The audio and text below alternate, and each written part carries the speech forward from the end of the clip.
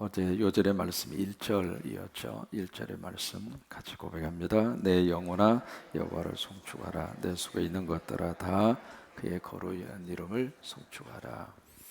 오늘 104편도 같은 내용으로 1절의 말씀이 시작이 되고 있죠. 내 영혼아 여호와를 송축하라. 근데 이제 가장 마지막 절 35절에 보시더라도 마지막 끝에 마무리도 내 영혼아 여호와를 송축하라. 그리고 끝에 나오는 단어가 있죠. 뭐죠? 할렐루야라고 하는 단어로 끝을 마감하고 있습니다.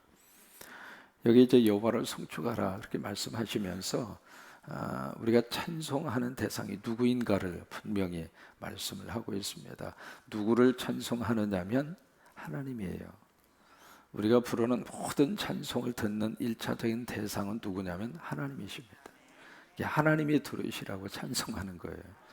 그러니까 우리가 듣는 것은 하나님 믿는 백성이기 때문에 그 찬송을 듣는 거예요. 그리고 찬송을 마귀와 사탄이 듣고 또 나도 듣고 부르는 나도 듣고 그렇습니다만은 찬송을 듣는 1차적인 대상은 누구냐면 하나님이에요. 오늘 우리 사적 식구들이 누구에게 찬송했느냐? 하나님에게 한 거예요. 하나님. 그러니까 여기 1절에서도 내 영혼아 여호와를 찬송하라.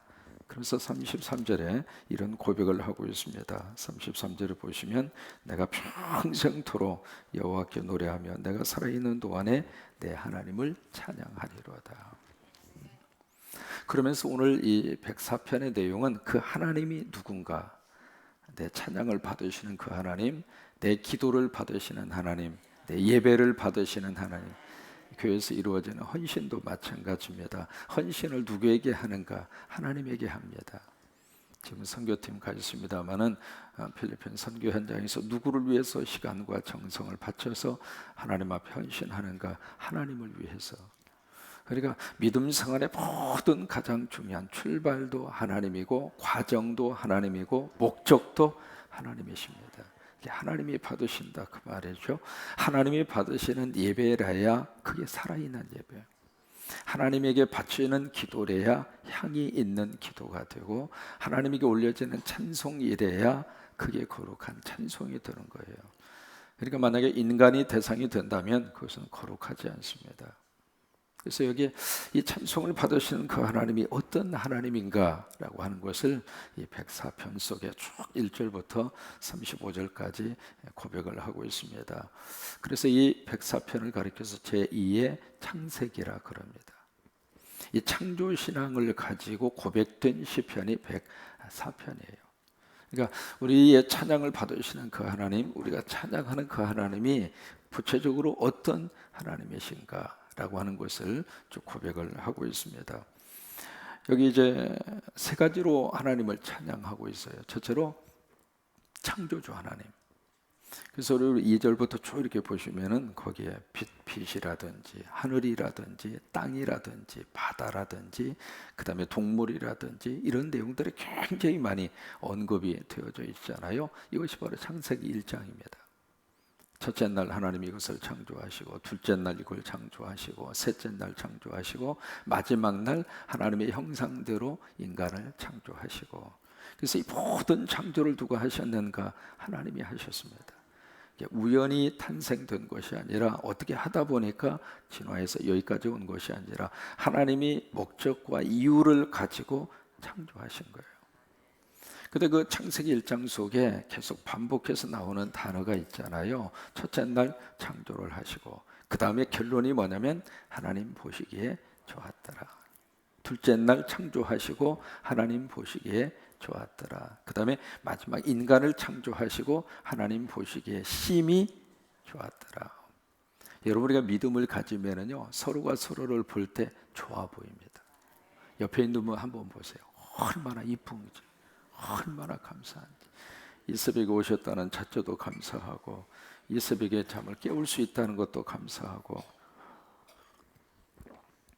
은혜 받으면 좋아 보이는 거예요. 근데 참 묘해요. 똑같은 사람인데 은혜가 떨어지면 미워 보여. 인상 쓰는 것도 믿고 옆에 있는 보조개 들어가는 것도 믿고. 그 전에는 말이죠, 그렇게 예뻐 보이고 그렇게 사랑스럽게 보이던 사람 왜 그래요? 내가 달라진 거예요. 그러니까 하나님의 입장에서 보면은 성령의 거룩한 역사를 보면은 하나님이 그렇게 좋아 보이는 것처럼 나도 보기에 좋아 보인다 그 말이에요. 그게 하나님의 창조의 거룩한 역사입니다. 창조의 놀라운 역사가 우리 속에서 새롭게 회복이 될 때 좋아 보이는 거예요. 우리 민족도 하나님의 창조하시던 그 민족의 본래의 모습으로 회복이 되어져야 하나님 보시기에 좋아 보이는 거예요.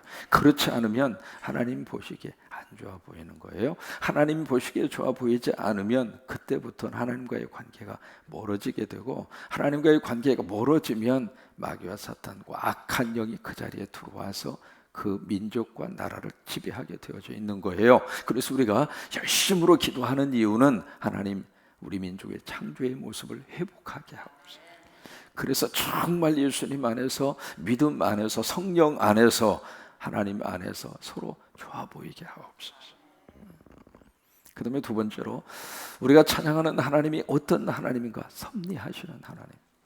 그냥 창조하고 그냥 알아서 해라, 내박쳐 놓으시는 하나님이 아니라 철저하게 창조의 질서를 따라 이 우주 만물이 운행하고 돌아가고 모든 것들이 질서 있게 그렇게 이루어지도록 섭리라고 하는 단어를 씁니다. 이 섭리라고 하는 말이 좀 어려운 단어이기도 한데, 뭐냐면 영어로는 providence라고 하는 말을 씁니다. 그 단어를 풀어서 쓰면 그런 거예요. 뭐냐면 앞서서 보신다 그 말이에요.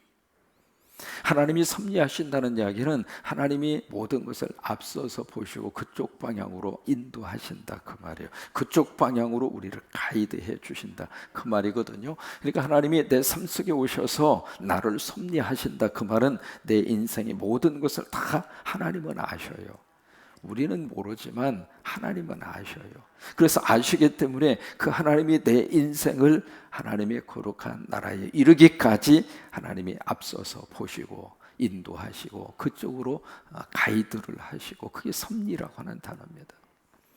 오늘 시편 104편 속에 그 내용이 그대로 담겨져 있습니다. 참 기가 막힌 고백을 여기서 하고 있습니다. 여기 사자들은 밤에 굴 속에서 나와서 먹이를 찾아다니고, 그 다음에 동터오를 때쯤이면 굴에 들어가고, 사람이 나와서 하루 종일 일을 하고, 참 기가 막힌 하나님의 섭리입니다.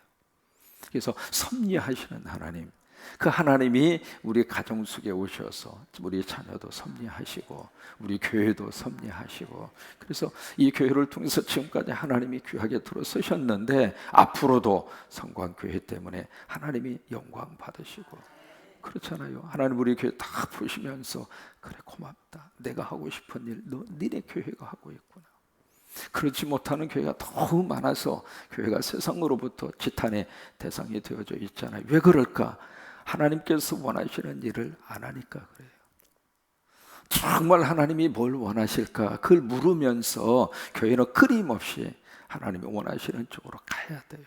우리가 원하는 쪽으로 가는 것이 아니라 하나님이 원하는 쪽, 하나님이 가고 싶은 곳으로 우리는 열심으로 달려가고, 하나님이 하고 싶은 일을 열심으로 하고, 하나님이 가서 잡아주고 싶은 그 손 우리가 가서 열심으로 하나님의 이름으로, 예수님의 이름으로 가서 손을 잡아주고. 오늘 선교국 국장님과 또 구장로님도 이분과 함께 떠납니다만은, 사실은 한 번씩 선교 갔다 오면은 제가 피곤해요. 사실은 전 여기 있는 게 훨씬 편하고 좋아요. 가면 또 설교해야지, 또 설교도 또 영어로 또 해야 되지, 뭐 쉬운 일이 아닙니다. 여러분 집 떠나면 뭐라 그래요? 제가 안 했어요. 선교 떠나면 마치 놀러 가는 것처럼 생각하는데 절대 그렇지 않아요. 선교국장 장로님 금년에 4번씩이나 선교 다녀왔잖아요. 그게 쉬운 일이 아닙니다. 생업 다 뒤로 하고 그 선교 현장 가서 그렇게 한다는 게 쉬운 일이 아니에요. 우리가 왜 그렇게 하는가? 하나님이 그 일을 하라고 하시니까 하는 거예요. 그래서 정말 우리 교회를 하나님이 섭리하셔서 하나님이 원하는 쪽으로 그렇게 그 하나님을 우리가 찬양하는 거예요. 그 다음에 세 번째로 어떤 하나님을 찬양하는가? 참 여기 30절에 보시면은 새롭게 하시는 하나님, 이 30절에 참 너무 감사해요. 30절에 보시면 같이 한번 읽을까요? 주의 영을 보내어 그들을 창조하사 지면을 새롭게 하시는다. 주의 영이 바로 성령이잖아요. 성령을 보내셔서 우리를 새롭게 하신다. 그러니까 성령이 오시면 사람이 그때 새로워져요. 참 새로워진다는 게 이게 쉽지가 않거든요. 2017년 새해 달력 바꿔놔요. 그러면 새로워집니까? 생각은 새로워지죠. 근데 습관과 삶의 모습은 그대로 간단 말이죠. 그러니까 어느 때 우리가 새로워질 수 있느냐면 하나님의 영이 내 안에 와야 새롭게 만들어져요. 그러니까 성령이 오시면 우리가 새로워져.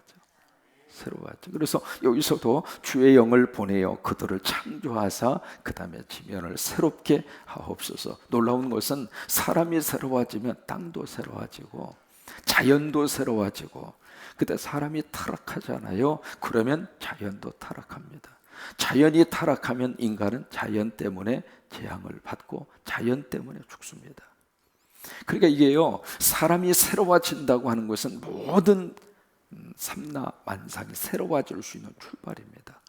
내가 성령 받고 내가 새로워지는 것이 바로 나와 관계되어져 있는 모든 것을 새롭게 만들어가는 시작이 된다 이 말이에요. 그래서 지면을 새롭게 하시는도다. 여러분 서울의 마포구에 가시면 난지도라고 있죠. 난지도. 이름이 왜 난지도냐면 난과 같은 향이 오는 그런 곳이다. 그래서 난지도 그렇게 이름을 붙였어요. 그런데 서울시에서 거기다가 쓰레기 매립장으로 삼았어요. 그래가지고 그냥 서울시에 있는 모든 쓰레기는 거의 난지도에다 갖다가 그냥 막 퍼부었잖아요. 퍼부다 보니까 이 난지도가 삼다도가 된 거예요.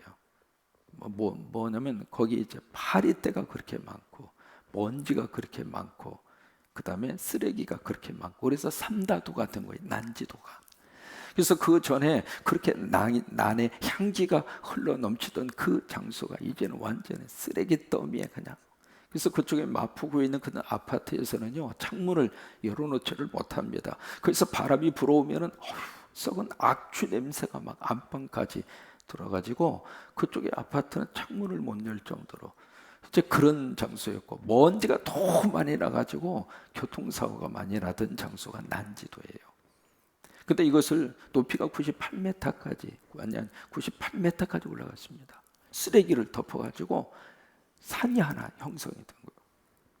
근데 그걸 서울시가 투자를 하고 관심을 기울여서 난지도를 바꾼 거예요. 바꿔서 여러분 아시는 것처럼 그 옆에 뭐가 들어섰죠? 월드컵 때 축구장이 거기잖아요. 그 난지도에 있어요, 축구장이.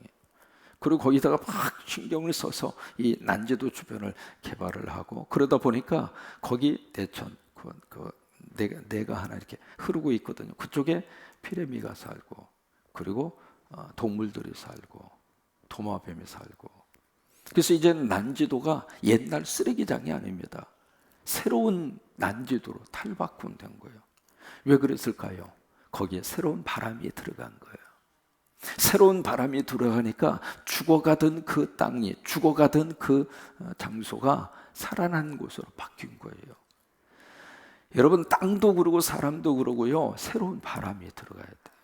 새로운 바람이 들어가야 사람도 살아나고 이게 땅도 살아나게 되고, 이게 땅이 죽으면 사람이 죽어요. 제가 참 잊지 못하는, 처음에 도착하자마자 첫 번 강의실에 딱 들어갔는데 연세 많이 잡수신 미국 할아버지 교수님이에요. 이 교수님이 손에다 이렇게 뭘 가지고 오셔가지고 막 강의를 하시다가 막 펑펑 울어요. 저 할아버지 교수님이 이렇게 우나 싶어서 보니까 뭐냐면 땅에 대한 이야기를 하시다가 이 땅이 지금 죽어가고 있다는 거예요. 땅이 죽어간다는 이야기는 바로 인간이 죽어간다는 이야기인데, 어떻게 지금 인간이 이 땅이 죽어가는 것에 대해서 이렇게까지도 무관심할 수 있느냐. 그래서 막 울더라고요. 나 지금도 그 교수님 펑펑 울던 생각 지금도 머릿속에 아주 선명한 게 남아있어요. 땅이 죽으면 사람도 같이 죽게 되어 있어요. 땅이 살아나야 되는데 어떻게 살아날 수 있을까? 내가 살아나면 땅이 살아나요. 그래서 여기서도 바로 그 말씀이에요. 주의 영을 보내어 그들을 창조하사 지면을 새롭게 하시는 자다. 그래서 성령의 바람이 확 불어와서 우리 때문에 주변에 살고 그런 살림의 역사가 일어나기를 주의 이름으로 축원합니다. 또 하나 34절에 보시면 또 하나 너무 멋진 고백을 여기서 하고 있습니다. 34절에 나의 기도를 기쁘시게 여기를 바랍니다. 여러분들이 드리는 기도를 하나님이 기쁘게 생각하고 기쁘게 그 기도를 받으시는 거예요. 북한말로 말하면 하나님이 접수한다 이 말이에요. 여기서 기도를 이렇게 올리면 하나님이 탁 하고 접수해 주신다 그 말이죠. 하나님이 접수하시면 하나님의 때가 돼서 어떤 모습으로든지 하나님이 응답하셔요. 바로 그 고백이 34절입니다. 하나님 내 기도를 기쁘게 받아주세요. 내가 드리는 기도를 하나님께서 거절하지 마시고 하나님께서 기쁘게 받아주셔서 때가 되어 이 기도의 아름다운 역사와 아름다운 능력과 아름다운 결과가 이루어질 수 있도록 하나님 축복하여 주세요. 시골에서 도의제 와서 열심히 공부하던 한 학생, 가난해서 자취방에서 그 밥 한 숟갈 끓여 먹으면서 공부하던 그 친구가 늘 자취방 가기 싫으니까 그냥 저녁에 되면 교회당 와서 친구들하고 공부하다가 새벽에 되면 새벽에 새벽 기도하고 마루바닥에 엎드려서 기도하고 그랬던 한 아이가 하나 있었어요. 추운 겨울날 거기서 마룻바닥에 엎드려서 기도하면서 그저 하나님 나 공부하게 해주세요. 하나님 나 미국 가서 유학하게 해주세요. 유학은 무슨 놈의 유학? 바로 고등학교 졸업하자마자 군대 갈 수밖에 없는 그런 나이가 됐는 거래요. 그래서 아무것도 할 수 없는 그 속에서도 그냥 엎드려서 하나님 나 공부할 수 있도록 나 유학 갈 수 있도록 왜 이렇게 유학에 필이 꽂혔는지 모르겠어요. 그렇게 기도했는데 하나님이 그 기도를 기쁘게 받으셔가지고 미국에 있는 아가씨를 한국으로 보내가지고 만난 지 2번 만에 장가를 가게 하더니 그 아가씨 따라서 미국 가게 했어요. 그 사람이 차상령이에요.